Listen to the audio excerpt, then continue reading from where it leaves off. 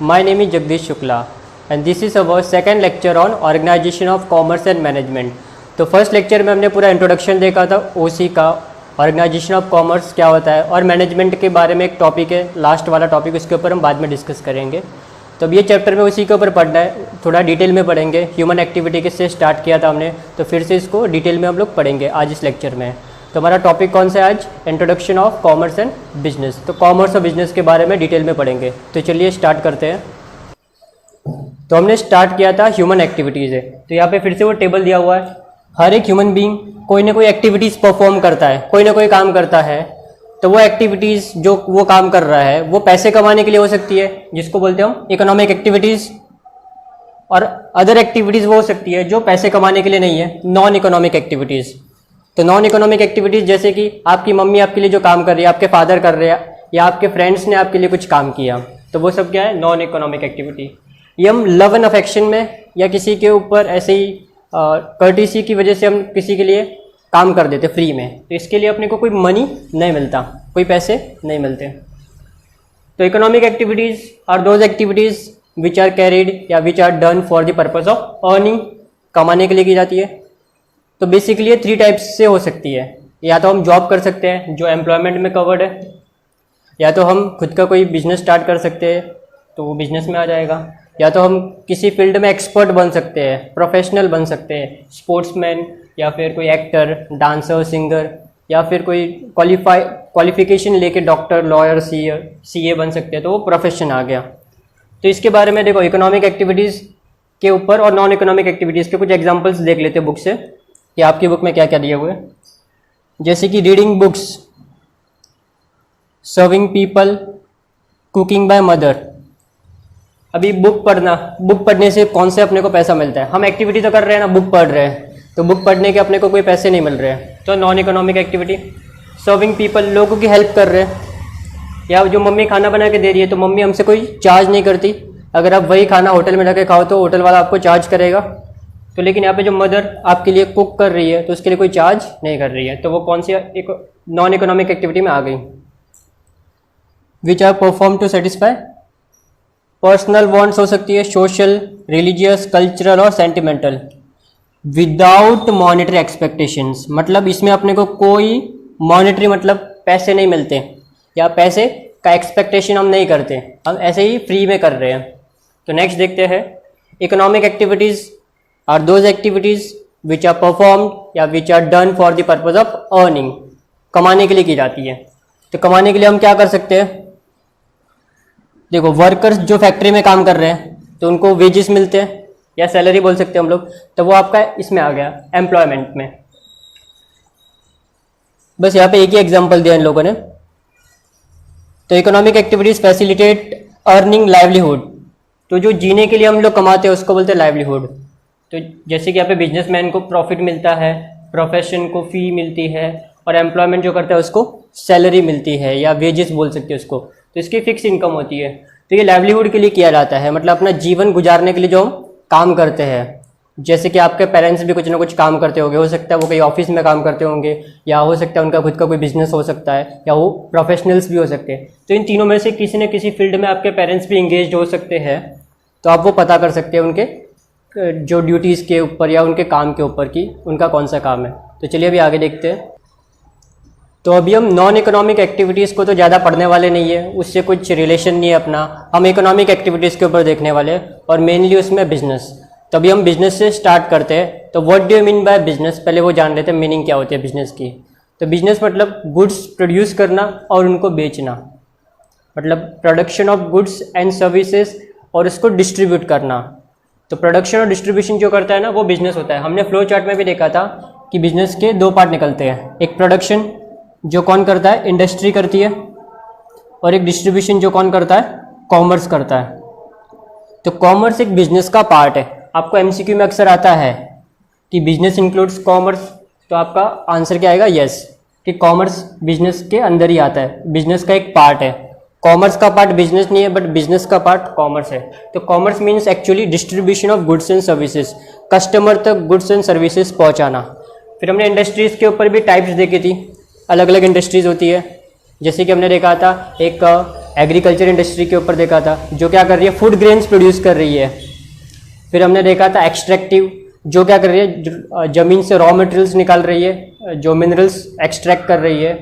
और एक जेनेटिक देखा था, जो फिर जेनेटिक इंडस्ट्रीज जो क्या कर रही है, नई नई कोई ब्रीड्स डेवलप करती है। उसमें एनिमल हस्बेंड्री आ गया आपका, पिसीकल्चर आ गया, हॉर्टिकल्चर आ गया, फ्लोरिकल्चर आ गया।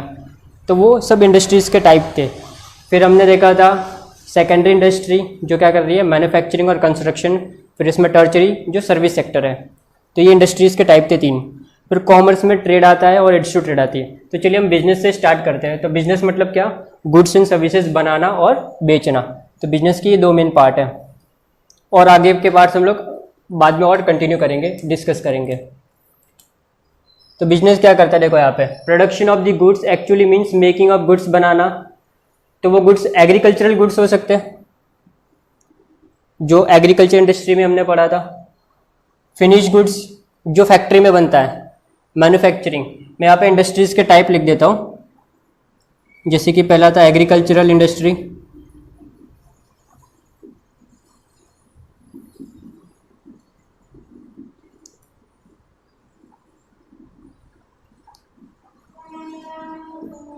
एक्सट्रैक्टिंग,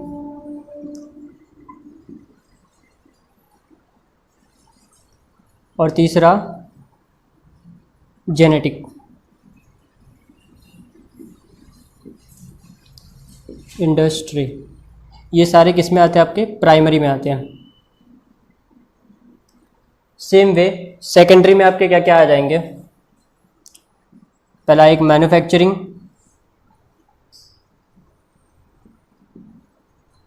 और दूसरा कंस्ट्रक्शन।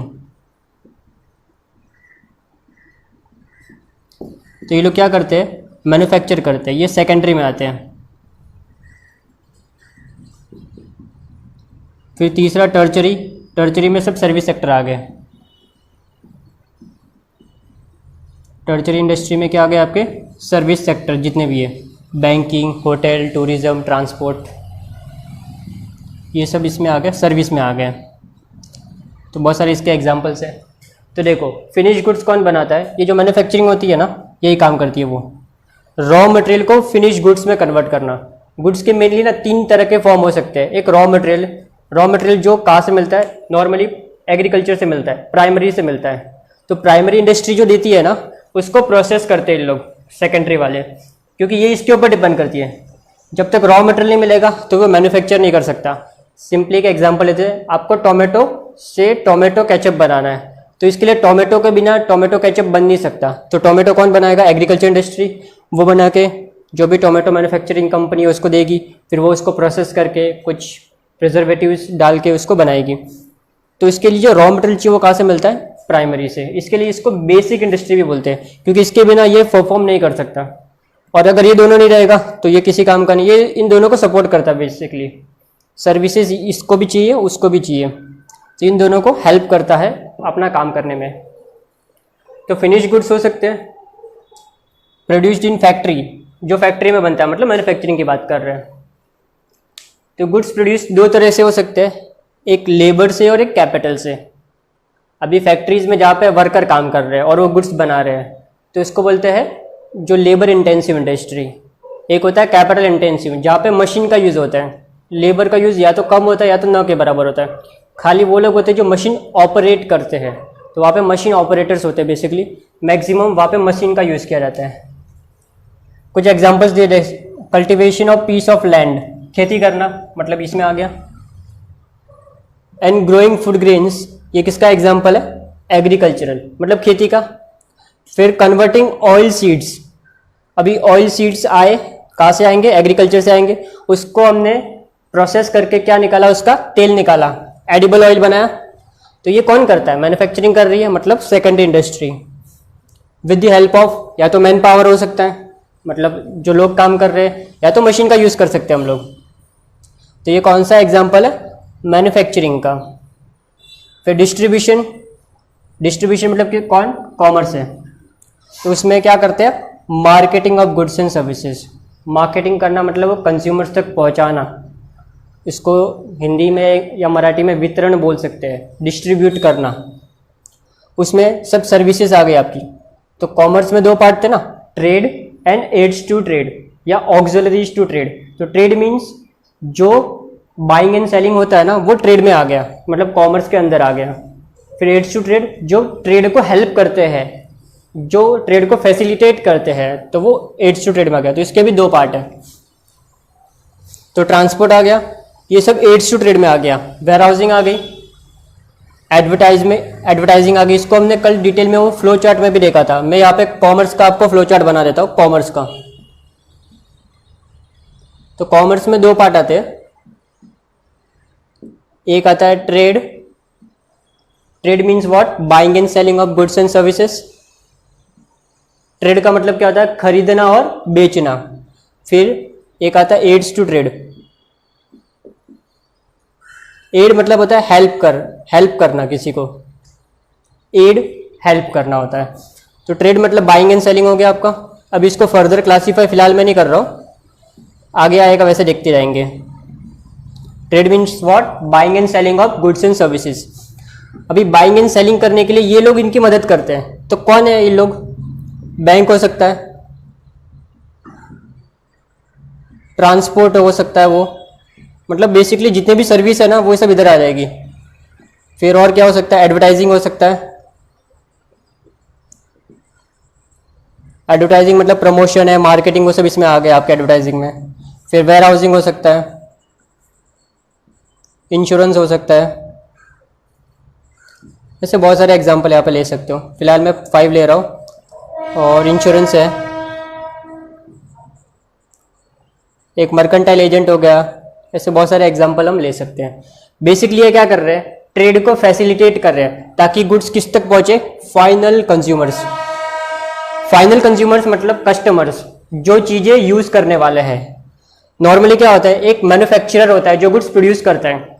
सपोज जैसे कि कोई कंपनी सपोज टोमेटो केचप बना रही है, तो वो कंपनी बना रही है और सपोज कस्टमर कहीं और रहता है, यहाँ पे रहता है, ये इसका घर है सपोज। तो अभी वो क्या टोमेटो केचप लेने के लिए इतना दूर आएगा? सपोज ये कंपनी बहुत दूर है, सपोज यहाँ से नोएडा में है, और ये कस्टमर रहता है सपोज महाराष्ट्र में रहता है। अभी हर जगह तो कंपनी खोल नहीं सकते ना, तो क्या वो टोमेटो केचप लेने नोएडा जाएगा महाराष्ट्र से? तो जाएगा तो उसका खर्चा कितना हो जाएगा और उसको टाइम कितना लगेगा? तो ये कस्टमर तक कैसे पहुँचाएं? या हो सकता है वो कस्टमर किसी और फॉरेन कंट्री में भी रहता हो, ये भी पॉसिबल है। हम लोग बहुत सारे फॉरेन के गुड्स भी यूज़ कर ही रहे हैं ना। तो ये कंपनी कस्टमर तक कैसे पहुँचाए? तो ये क्या करेगी? कुछ लोगों को बीच में पकड़ेगी कि भाई तुम एक काम करो, मेरा गुड्स इस तक पहुँचाओ। ये कौन है? फाइनल कंज्यूमर है। कंज्यूमर मतलब कस्टमर। तो हम लोग कुछ लोगों को पकड़ेंगे। एक होता है होलसेलर। हम किसको पकड़ेंगे? होलसेलर को पकड़ेंगे।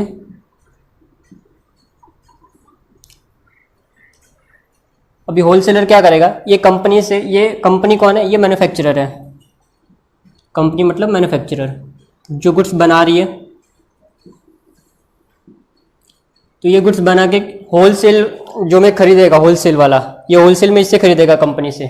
फिर क्या करेगा? ये दुकान वाले को देगा, जिसको बोलते हैं रिटेलर।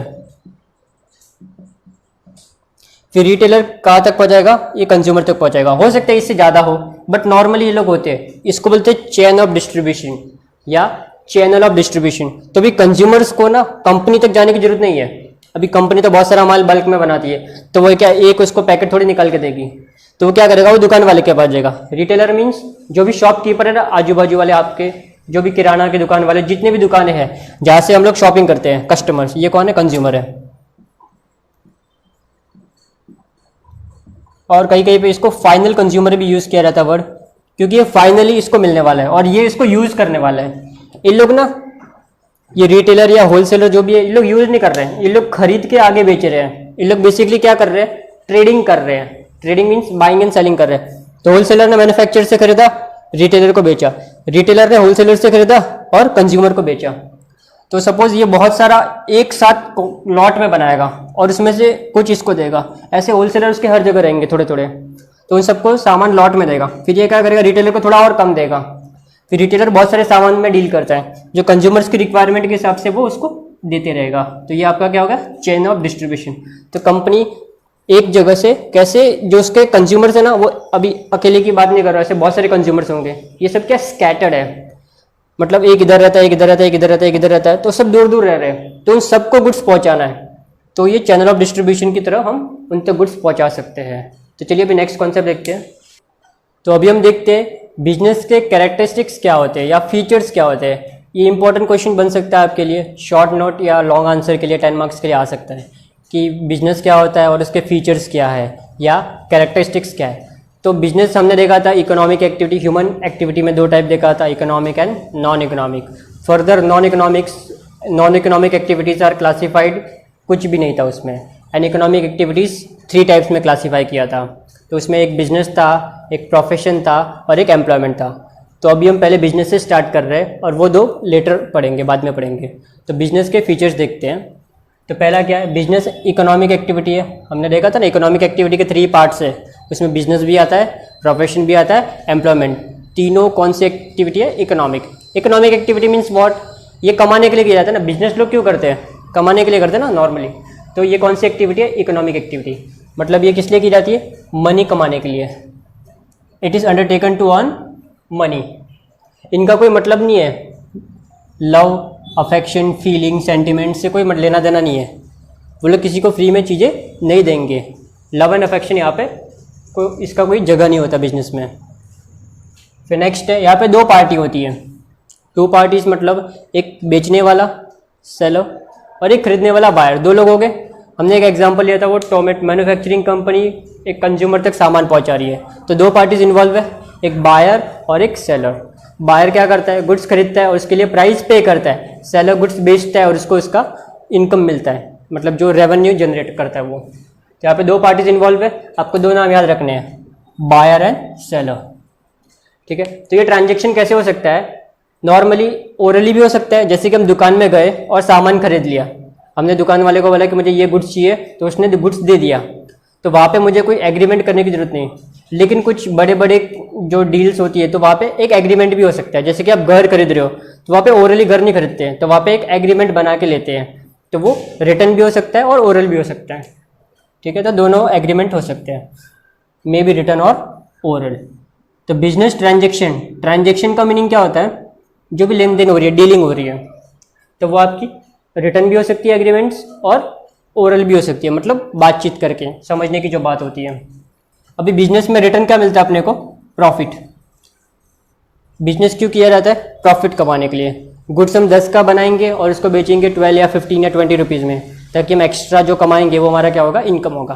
तो business are undertaken for the purpose of profit. तो उसका जो मेन एम क्या होता है, मैक्सिमाइज करना प्रॉफिट को। प्रॉफिट कैसे बढ़ा सकते हैं, increasing the volume of sales. Volume of sales, यहाँ पे वॉल्यूम का मतलब आवाज नहीं है, यहाँ पे वॉल्यूम का मतलब क्या है, क्वांटिटी बढ़ाना। यहाँ पे वॉल्यूम का मतलब क्या है, सेल्स। जितना क्वांटिटी बढ़ाओगे उतना तुम्हारा सेल्स बढ़ेगा। या तो फिर दूसरा तरीका है कॉस्ट कम करके। देखो प्रॉफिट कैसे निकलता है, बेसिकली सेलिंग प्राइस में से आप लोग खर्चा माइनस कर दो, कॉस्ट, तो आपको प्रॉफिट मिलेगा।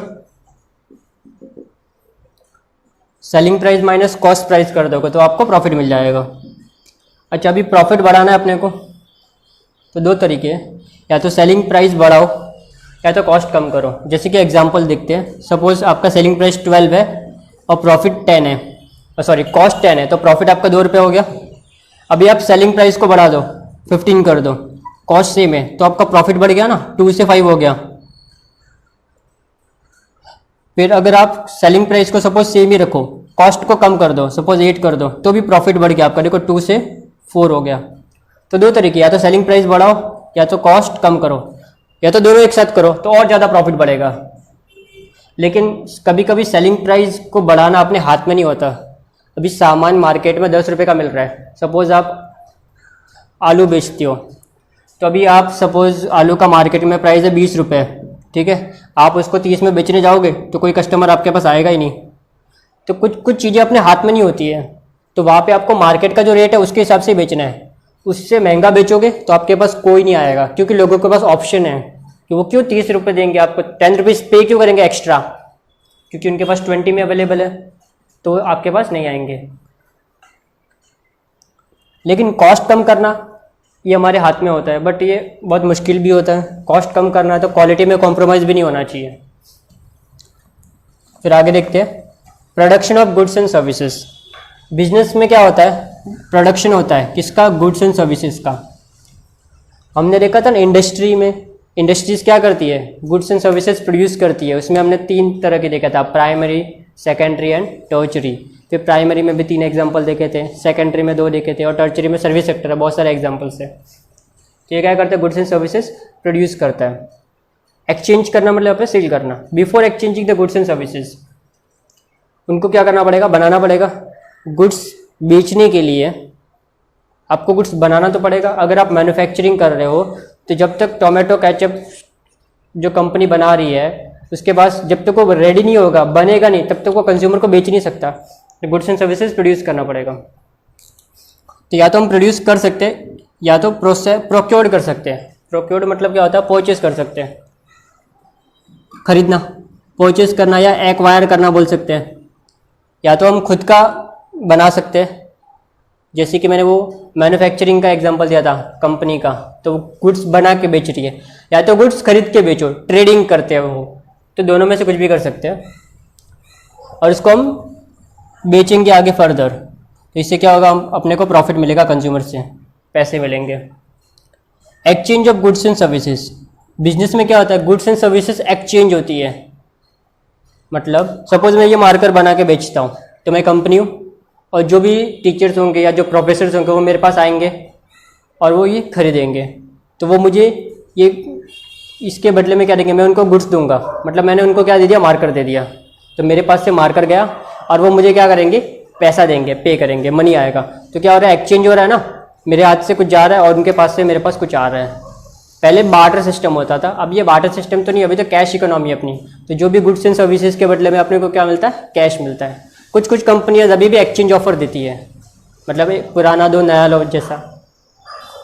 तो यहाँ पे क्या होता है, एक्सचेंज होता है गुड्स एंड सर्विसेज।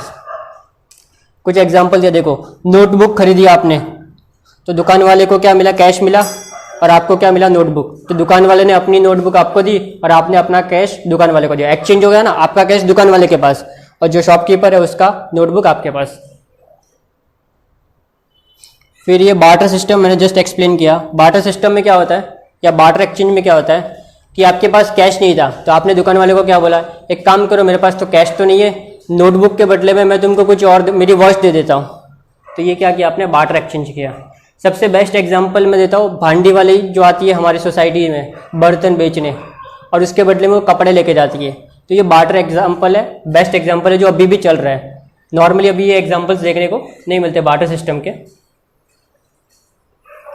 ठीक है, अभी आगे देखते फिर। तो हर एक बिजनेसमैन अलग अलग गुड्स में डील करता है। कुछ गुड्स मूवेबल हो सकते हैं, जैसे कि कोई कंपनी कार बेच रही है। कुछ गुड्स इमूवेबल हो सकते हैं, जैसे कि बिल्डर है जो बिल्डिंग बना के बेच रहा है, अभी बिल्डिंग तो मूव तो नहीं हो सकती, तो वो इमूवेबल में आ गई। कुछ गुड्स दिखते हैं, जो जैसे कि एक मार्कर है वो दिख रहा है आपको, मोबाइल हो गया, पेंसिल हो गया, पेन हो गया, कार हो गई, जो दिख रहा है वो टेंजिबल गुड्स है। कुछ गुड्स दिखते नहीं है, एक्चुअली उनको गुड्स नहीं बोल के हम सर्विस बोलते हैं।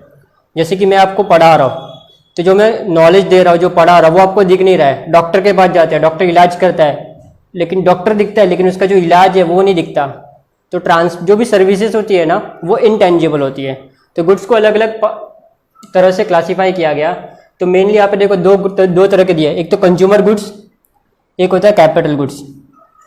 कंज्यूमर लोग जो खरीदते हैं ना, उनको कंज्यूमर गुड्स बोलते हैं। कस्टमर जो खरीदता है, कस्टमर जो अपने डेली यूज़ के लिए जो गुड्स खरीदता है, वो कंज्यूमर गुड्स। अभी कंज्यूमर्स क्या खरीदते हैं, तो उसके वेजिटेबल्स हो गई, घर की कोई भी रिक्वायरमेंट हो गई, अपने कपड़े हो गए, जूते हो गए, जो भी चीज़ें वो यूज़ कर रहा है अपने घर में, जो भी आपको दिख रहा है, वो सब क्या है, कंज्यूमर गुड्स है। उनको FMCG गुड्स भी बोलते हैं, FMCG, fast moving consumer goods. ये डेली यूज़ होती है। आपका आप सुबह उठ से लेके शाम तक ये गुड्स यूज़ करते ही रहते हो, सुबह से लेके टूथपेस्ट से लेके रात को सोने तक। फिर कैपिटल गुड्स, ये नॉर्मली अपने को ज़रूरत नहीं पड़ती। ये किसको ज़रूरत पड़ती है, जो फैक्ट्री होती है ना। कैपिटल गुड्स मतलब मशीन, जो बड़ी बड़ी मशीन्स होती है तो वो कहाँ पे लगती है, ये बिजनेस में लगती है, तो ये बिजनेस डिमांड करता है इसकी। कैपिटल गुड्स मतलब मशीन्स। तो यहाँ पे गुड्स की क्लासिफिकेशन देखो कैसे दिए हुए हैं, एक कंज्यूमर गुड्स होता है, एक कैपिटल गुड्स होता है, और सर्विसेज को क्या बोलते हैं, इनटेंजिबल होती है वो। इनटेंजिबल मतलब इनविजिबल होती है, तो वो भी बिजनेस के लिए ज़रूरी है। कुछ एग्जांपल्स भी दिए, ट्रांसपोर्टेशन, बैंकिंग, इंश्योरेंस। सर्विसेज मतलब जो एड्स टू ट्रेड का पार्ट है ना, वो पूरा इसमें आ गया। तो नेक्स्ट है कंटिन्यूटी होती है बिजनेस में। हम लोग क्या पढ़ रहे हैं, बिजनेस के फीचर्स। बिजनेस में क्या होती है, कंटिन्यूटी होती है। ऐसा नहीं कि आज गुड्स बेचा कल नहीं बेचेंगे, वो कंपनी चलती रहती है। एक बार कंपनी स्टार्ट होती है तो वो 100 साल चलती रहती है, 150 साल चलती रहती है। इवन उसका ओनर भी मर गया लेकिन तो भी कंपनी रन करती रहती है। आप रिलायंस कंपनी को देख लो, वो कितनी पुरानी है, अभी भी चल रही है। टाटा कंपनी को देख लो, तो बहुत सारी कंपनीज है जो इवन 150 ईयर से भी पहले से है, but still they are running. तो उनका काम क्या, कंटिन्यूटी, चलती रहेगी कंपनीज। लोग चेंज होंगे, लोग आएंगे जाएंगे, लेकिन कंपनी रन करती रहेगी। तो इसकी डीलिंग क्या होती है, कंटिन्यूस होती है, वो रेगुलरिटी होती है, उसमें रेगुलरिटी होती है ट्रांजेक्शन में, डीलिंग में। ऐसा नहीं कि वो एक सिंगल ट्रांजेक्शन नहीं है। जैसे कि मैंने एक कार खरीदी और बेच दी, ठीक है, मैंने क्या किया, एक कार खरीदी थी और बेच दी, तो ये मेरा कार खरीदने और बेचने का बिजनेस थोड़ी है। अगर मैं रोज कार खरीदता हूँ बेचता हूँ तो मेरा बिजनेस हो गया, लेकिन एक सिंगल ट्रांजेक्शन हो गया तो वो मेरा बिजनेस नहीं है। जैसे कि किसी ने मोबाइल खरीदा और बेच दिया तो वो उसका बिजनेस नहीं है, लेकिन वो रोज मोबाइल खरीदता बेचता है तो उसका बिजनेस बन जाएगा। तो बिजनेस में क्या होनी चाहिए, कंटिन्यूटी होनी चाहिए। अगर कंटिन्यूटी नहीं है तो बिजनेस नहीं होगा। नेक्स्ट देखते हैं। तो नेक्स्ट फीचर क्या है कि बिजनेस के जो रिटर्न्स है ना, रिटर्न्स मतलब जो इनकम है, बिजनेसमैन को क्या मिलता है, रिटर्न मतलब प्रॉफिट मिलता है। तो प्रॉफिट क्या, अनसर्टन है। अनसर्टन मतलब फिक्स नहीं है। भी आपने कोई बिजनेस स्टार्ट किया तो आप गारंटी दे सकते हो कि ये महीने में आप इतना कमाओगे या ये साल में इतना रिटर्न मिलेगा, मतलब इतना प्रॉफिट आएगा, ऐसी कोई गारंटी नहीं दे सकता। जो हमने सोचा है उससे ज़्यादा भी मिल सकता है, उतना मिल सकता है, या उससे कम भी मिल सकता है, या इवन लॉस भी हो सकता है। तो इसमें क्या होता है, अनसर्टन होता है। मैंने कुछ कीवर्ड्स मार्क किए कि नेवर प्रेडिक्टेबल होता है। प्रेडिक्टेबल मतलब आप उसका अंदाज़ा नहीं लगा सकते कि कितना प्रॉफिट कमाओगे, या कोई गारंटी नहीं दे सकता। इसमें बिजनेस में प्रॉफिट भी हो सकता है या लॉस भी हो सकता है।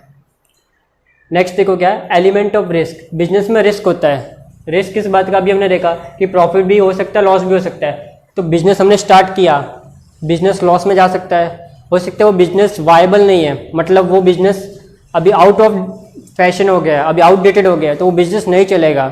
तो आपने कोई ऐसा बिजनेस चालू कर दिया है तो इसमें क्या होगा, रिस्क होता है। बिजनेस चल भी सकता है, नहीं भी चल सकता है। बिजनेस हो सकता है बहुत प्रोग्रेस भी करे और हो सकता है बहुत डाउन भी जाए। तो हर एक बिजनेस में क्या होता है, रिस्क होता है। कोई भी बिजनेस रिस्क से फ्री नहीं होता। इवन आप चाहे प्रोफेशन में भी चले जाओ, वहाँ भी रिस्क होता है। लेकिन जो एम्प्लॉयमेंट है ना, उसमें कोई रिस्क नहीं है, क्योंकि अपने को तो क्या हर महीने फिक्स सैलरी मिलती है, तो वहाँ पे कोई रिस्क नहीं होता। तो हर एक बिजनेस एक्सपोज्ड है रिस्क के, मतलब उसको रिस्क फेस करना पड़ सकता है। अभी रिस्क कभी होता है, जब हमने कुछ सोचा था उसके अनफेवरेबल कंडीशंस हो गई, मतलब हमने जो कुछ बनाना चालू किया था ना वो मार्केट में बंद हो गया, या लोगों का टेस्ट चेंज हो गया, लोगों को कुछ और पसंद है, अभी लोग वहाँ से हट गए। जैसे कि पहले ब्लैक एंड वाइट टीवी चलते थे, अभी नहीं चलते, अभी एलसीडी और एलईडी का ज़माना है। तो वहाँ पे आप पुराने टीवी बना के बेचोगे तो नहीं चलने वाले, तो सेम वैसे ही है। तो इंटेंसिटी ऑफ रिस्क अलग अलग हो सकती है। इंटेंसिटी मतलब रिस्क कितना है, उसका क्वांटिटी ज़्यादा है या कम है, बट रिस्क को अवॉइड नहीं कर सकते। अभी रिस्क को अवॉइड करने के लिए या रिस्क को कम करने के लिए क्या कर सकते हैं, हर एक बिजनेस में रिस्क होता है, बट रिस्क को कम कैसे करें, आप क्या कर सकते हैं, इंश्योरेंस निकाल सकते हो। इंश्योरेंस आपकी मदद करेगा रिस्क को कम करने की। आप इंश्योरेंस निकाल लो तो आपको जो भी रहेगा उसका प्रीमियम भरना है। लेकिन कुछ गुड्स ऐसे होते हैं जिनका इंश्योरेंस नहीं निकलेगा, कुछ रिस्क ऐसे होंगे जिनका इंश्योरेंस नहीं निकलता, ठीक है। Certain factors are beyond the control of businessman. कुछ चीज़ें हमारे हाथ में नहीं होती। कौन सी, change in the consumers taste. लोगों को वो चीज़ पसंद नहीं है तो वो हम इसमें कुछ नहीं कर सकते हैं। लोगों के लाइक्स डिसलाइक्स चेंज होते रहते हैं, लोगों का टेस्ट चेंज होता है। लोगों को आज कुछ पसंद है और कल कुछ पसंद होगा। फैशन चेंज होती है, प्रोडक्शन की मेथड चेंज होती है, तो पुरानी मशीन लोग नहीं खरीदते, या आग लग गई, फायर, थेफ्ट, या कुछ नेचुरल कैलेमिटीज, अर्थक्वेक वगैरह आ गया, तो उसकी वजह से क्या होता है, चेंजेस होते हैं। आगे देखते हैं last one and most important point, consumer satisfaction या कस्टमर सेटिस्फेक्शन। बिजनेस में कस्टमर सेटिस्फेक्शन बहुत इंपॉर्टेंट है, क्योंकि अगर कस्टमर सेटिस्फाइड नहीं हुआ तो नेक्स्ट टाइम वो आपसे कोई डील नहीं करेगा, तो कस्टमर कब सेटिस्फाई होगा? कस्टमर को दो ही चीज़ चाहिए, ऐसे यहाँ पे दो ही कीवर्ड्स है वो आपको याद रखने हैं, एक तो सस्ता गुड्स चाहिए और एक अच्छा गुड्स चाहिए। सस्ता और अच्छा जहाँ पे मिलेगा तब कस्टमर सेटिस्फाई होगा। और एक आफ्टर सेल सर्विस, अगर कुछ गुड्स ऐसे हैं जिनमें आफ्टर सेल सर्विस चाहिए तो वो अगर आप बेस्ट दे रहे हो तो कंज्यूमर्स आपके पास ही ऑलवेज आएंगे। तो मैंने कीवर्ड्स ये मार्क किए इसमें। तो कस्टमर सेटिस्फेक्शन कब होगा? जब उसको आप क्वालिटी प्रोडक्ट्स दोगे या सर्विसेज दोगे एट रीजनेबल प्राइस, मतलब एक नॉर्मल प्राइस, बहुत ज़्यादा महंगा नहीं। आप प्रॉफिट कमाओ लेकिन बहुत ज़्यादा उसमें चार्ज नहीं करने का। तो कस्टमर बनाना और रिटेन करना बहुत ज़रूरी है। क्रिएट करना मतलब नए नए कस्टमर को अपनी तरफ अट्रैक्ट करना, और रिटेन करना मतलब जो पुराने कस्टमर है वो छोड़ कर नहीं जाने चाहिए। नए कस्टमर और लाओ और पुराने कस्टमर को जाने मत दो। पुराने कस्टमर कभी नहीं जाएंगे जब आप उनको अच्छा क्वालिटी का गुड्स और सर्विस दोगे और एक रीजनेबल प्राइस पे दोगे, तब वो आपको छोड़ के नहीं जाएंगे। प्लस नए लोगों को और लेके भी आएंगे, वो रेफ़र भी करेंगे। माउथ पब्लिसिटी होती है ना, लोग अभी एक रेस्टोरेंट में गए, वहाँ पे खाना अच्छा लगा तो वो दूसरे को भी लेके जाएंगे वहाँ पे, या उनको बताएंगे कि ये रेस्टोरेंट में बहुत अच्छा खाना मिलता है, सर्विस भी अच्छी है, फीस भी मतलब उसके जो चार्जेस है वो भी कम है, तो यहाँ पे लोग इसको रेफ़र करते हैं फिर। तो प्रोफेशन और जो आगे का पॉइंट्स है वो नेक्स्ट लेक्चर में डिस्कस करेंगे। तो आज के लिए बस इतना ही। Thank you for watching.